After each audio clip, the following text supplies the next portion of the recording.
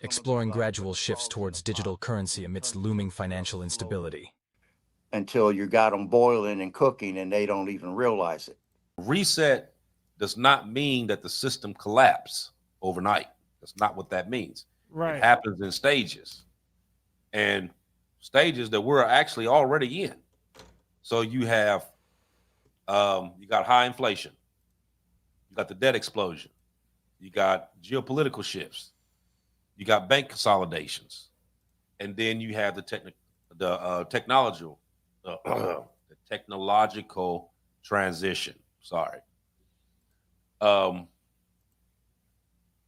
of that just takes one major trigger: banking failure, a global conflict, a bond crisis, and we'll push all that shit into a final stage.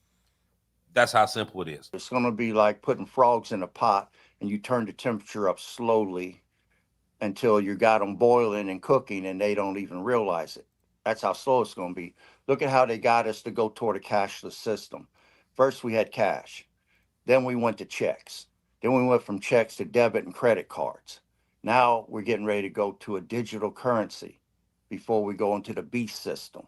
And that's the scary shit right there, man. Yeah, it's been a stage of getting you used to not having cash and getting on to systems that they're more able to control.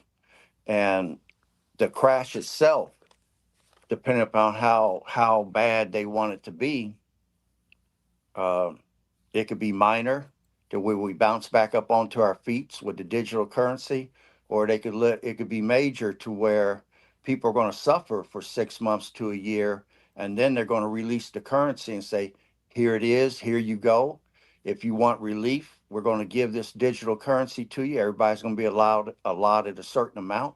If you refuse to become part of the system, you're not going to get nothing. You're not going to be able to work. You're not going to be able to enter any banks, any stores. You're not going to be able to go to your job and clock in. Your kids ain't going to be able to go to school. They're going to set it up to where it's going to be so critical. You're not going to have any other choice but to go for the okie doke. And you guys have to get in the mindset of if you don't hold it, you don't own it. That's right. Because it's getting to the point where, yeah, you may have, like, let's say $100,000 in the bank. Listen, man, what happens when they say we don't even recognize the dollar? You know, now it's this or whatever the case is. I mean, you want to be able to protect yourself in some sort of way to be able to survive every situation. And gold and silver is the financial way through a reset to be able to survive it.